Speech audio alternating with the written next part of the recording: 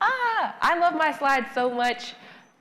Okay, I'm so excited to be here again on stage talking to you guys about identity security for JavaScript developers, but it's going to be through the perspective of the Barbie movie. I figured that would be a more fun way to teach it. I keep forgetting I don't have a clicker this time, so I have to stick near my laptop. Yeah, so getting started, I want to tell you guys a little bit about myself. I feel like this is redundant because I did speak just earlier, but born and raised in Philadelphia, I'm a developer advocate at Okta. I work on the Auth0 side of things, and I'm just slightly obsessed with the Barbie movie. I saw it 4 times in theaters, so it changed my life. Like, I'm really obsessed with it, and as you can see, I'm trying to figure out all the ways in which I can incorporate it into my work. So before we even get into Barbie and get into identity security, I think it's important to first talk about why a JavaScript developer should even care about identity security. I feel like most of us, when we're learning how to code in JavaScript, identity is not really something that comes up. Security is not really something that comes up. So why should this even be important to us, especially if you're working more on the front end side of things? Like, it might seem like it's a little bit arbitrary. But I want to show you guys some statistics that can show why it might be worth your time to invest in some identity education. So 79% of enterprises experience identity breaches, which is a pretty big number. Chances are you've probably worked somewhere that had an identity breach. And so it's important for us to recognize this. And there's another statistic that I think we should keep in mind as well, and that's this: 99% of those breaches were preventable. So what stopped us from being able to prevent them? I think that understanding identity is the difference between having a breach and not having one. So that's why I want to be here today to talk to you guys about identity security. I think this could help us bridge that gap of having a breach or not having one. Also, please excuse my voice. I have a little bit of a congestion. It's not a cold or anything. I'm just super congested. But that's where Barbie comes in. I think it's really great to teach things through analogies, teach things through illustrations that we're familiar with. And also, I think identity security probably sounds pretty boring, but if we teach it through Barbie, it's going to make it more interesting. So let's get right into it by first asking all of you, how many of you have seen the Barbie movie? Raise your hand. Okay, I was hoping everyone would raise their hand. I see a few people who did it. If you haven't seen it, your homework today is to go home and rent it and watch it before the end of the day. You have to. Yeah, I'll give a synopsis of the movie, but I'll try not to spoil it. Most of you have seen it anyway. This is your punishment for not seeing the movie. So just as an overview of it, the movie is about Barbie living in Barbie land, and she experiences a bit of an identity crisis. Ken experiences a bit of an identity crisis. Things in Barbie land change drastically overnight to the point where the Kens take over Barbie land when it's supposed to be Barbie land. But in the end, the Barbies take over again and they set things straight. So it's a pretty fun movie. That's the quickest way that I can describe it without actually spoiling it for people who haven't seen it, but please go watch it. It's the best thing that ever happened to me. But I think I tried to emphasize in my synopsis that a lot of people are having identity crises. There are people who are taking over when they shouldn't be taking over, people who are in places they shouldn't be in. There's even a situation where a human comes to Barbie land and a human shouldn't be allowed in Barbie land. So I think it's very clear that Barbie land needs some identity security best practices. If Barbie land had identity security in place, if they had an identity security system in place, none of this chaos would have happened. That also means we wouldn't have the Barbie movie, but still. So let's start by discussing what IAM is. So we're going to start with identity access management. Again, identity is very important in this movie. There's a lot of different identities at play. There's Barbie, there's Ken. There's Ken when he goes through his identity crisis, when he does the whole Mojo Dojo Casa House thing. There's the weird Barbie. So there's a lot of different Barbies here. There's a lot of different identities at play. And when you have a lot of different identities at play, you need an identity access management system. So that's what IAM stands for.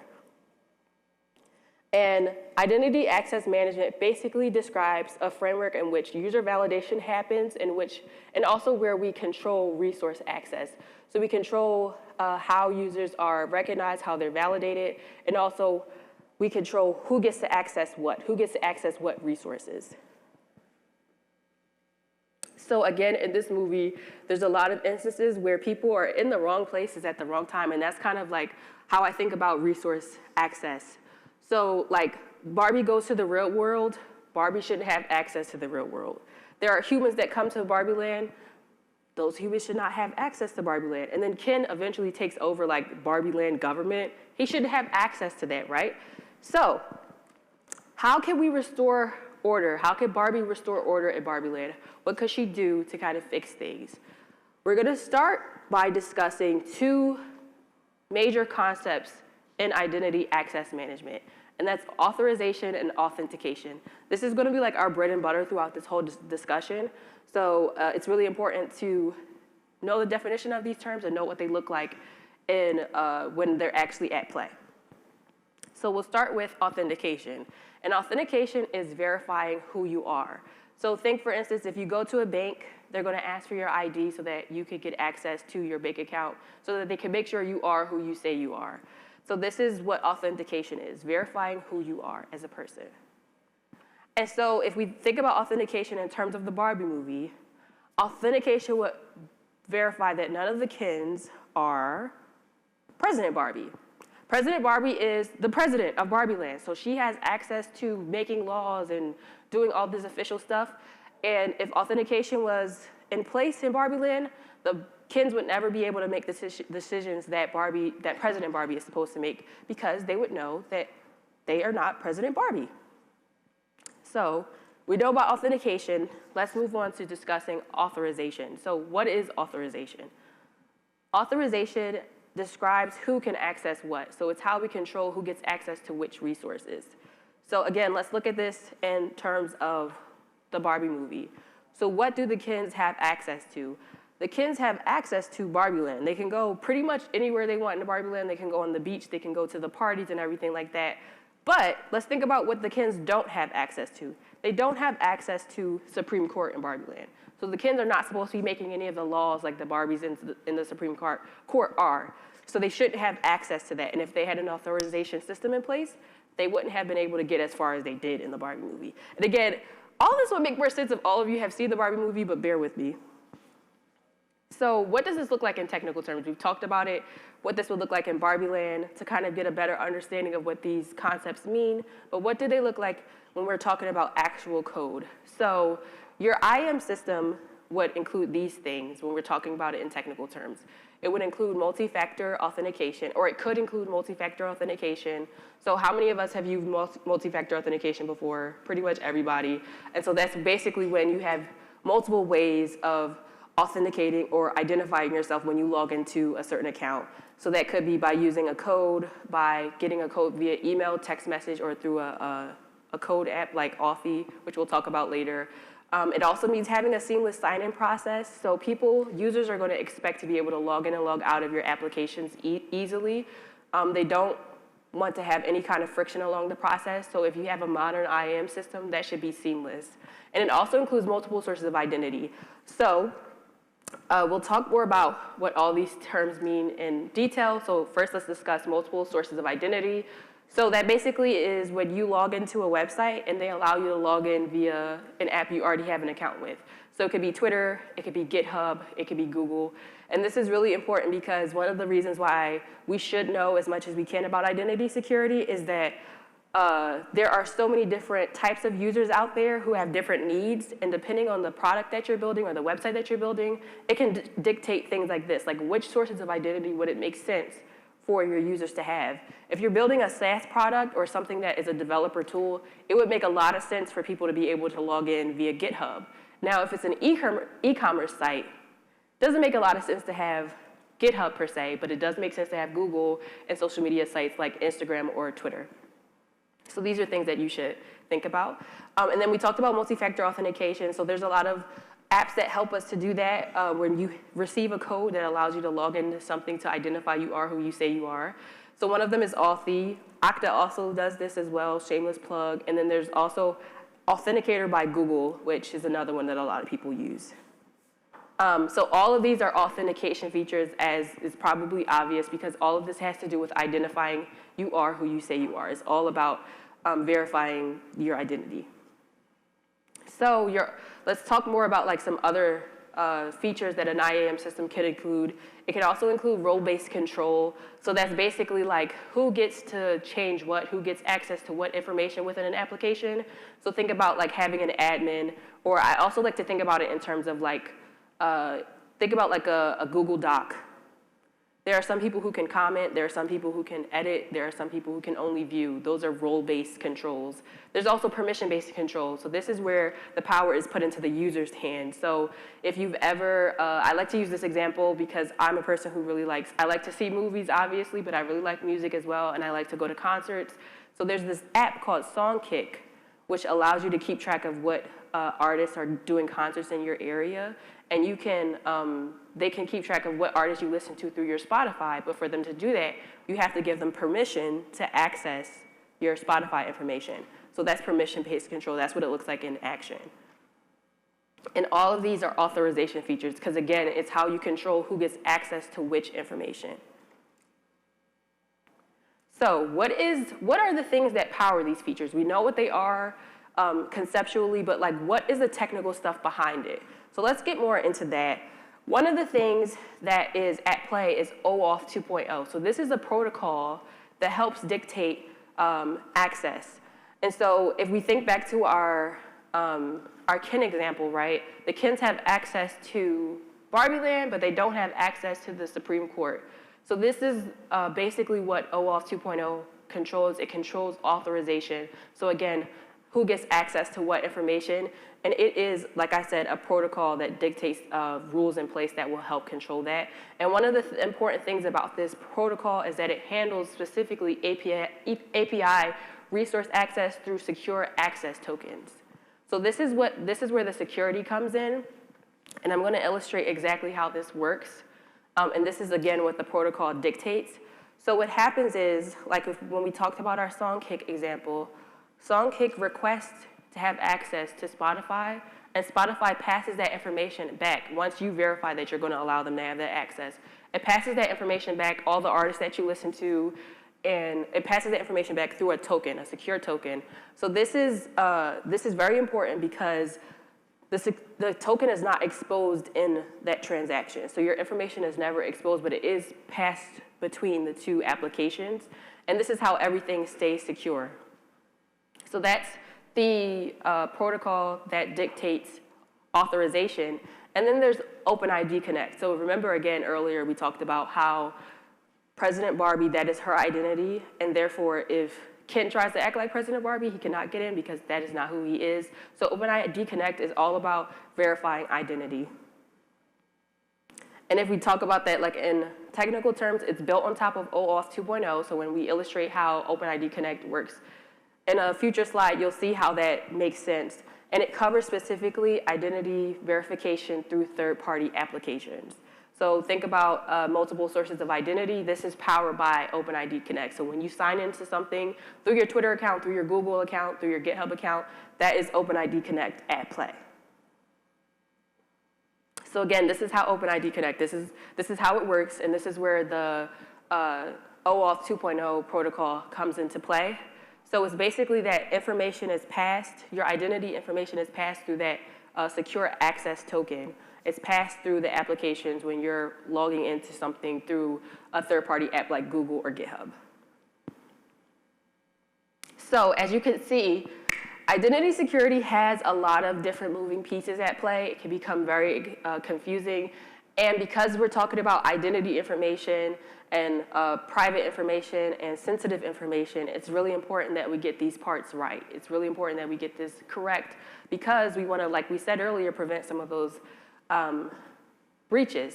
So what's next? Where do we go now that we have some of this like identity security information in our back pocket? Where do we go from here?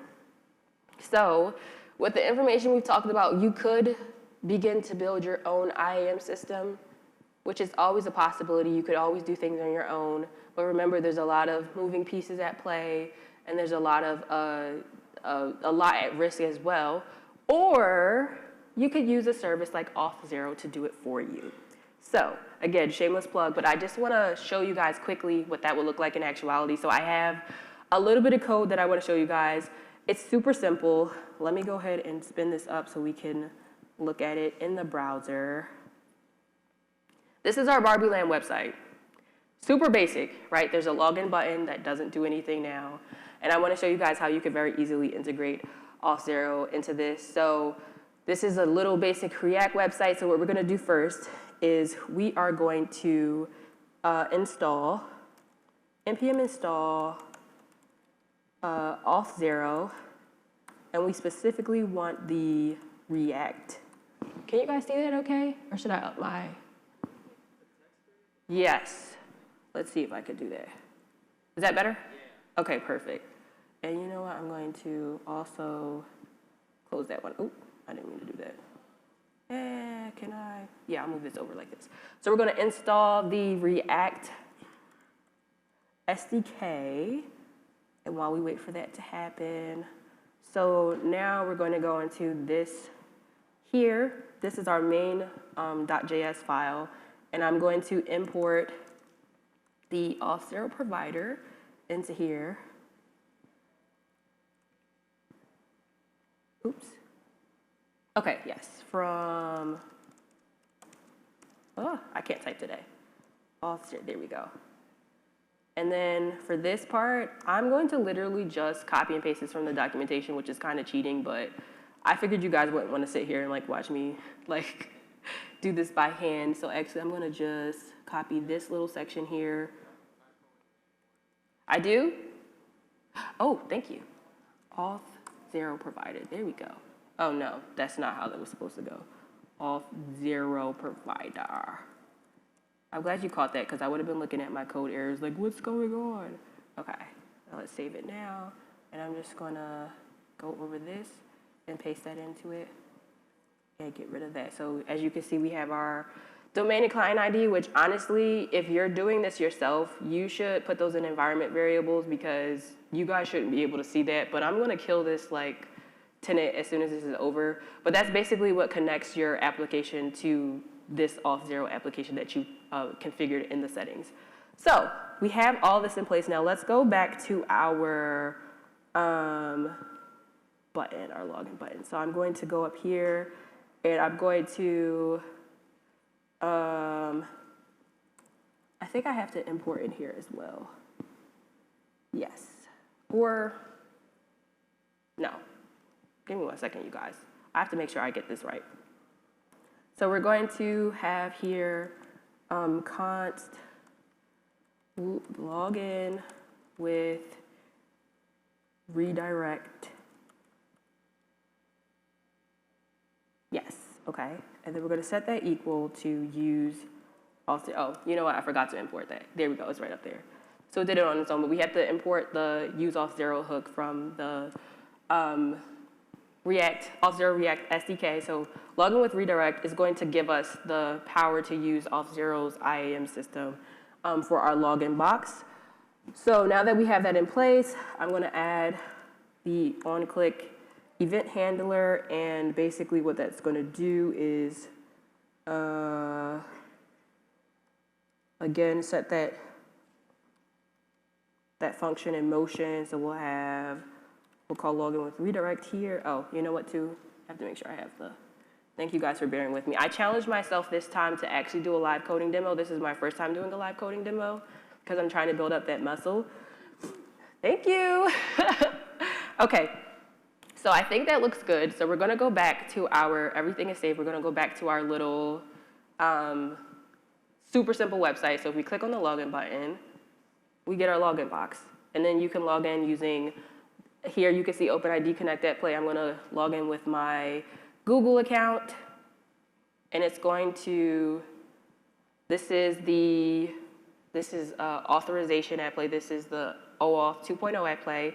So we're giving them permission to pass that information across, that identity information across. So I'll say accept and allow it, and boom, we're logged in. Now, this basic website is like super basic, so there's really nothing that changed, but I just wanted to show you guys how easy it is to integrate Auth0 into your applications, to put that IAM system in place very easily. And of course, if you want to do something more advanced, obviously, than my little React application here, there's lots of ways you could do that.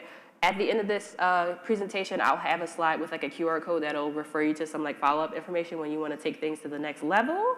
So let's go back to the presentation. I'm going to click present.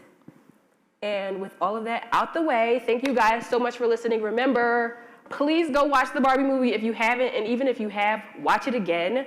You can follow me on LinkedIn, just search on my name, Ceora Ford, and you can also keep track of a LinkedIn Live series I do there. It's a series of like live podcasts where I talk to different people in the industry and we talk about things that are relevant for people in their careers, navigating their careers in tech. You could also follow me on Twitter. My username there is Ceoreo, so that's CEEOREO_. And scan this QR code for access to, it's a link tree with a bunch more information on identity security. It's our newsletter, it's a couple free ebooks there, and also some documentation that can help you take your identity access management system to the next level. So thank you guys so much for listening. And I'll also be at a booth downstairs, so come find me there too if you want to chat more. Thanks.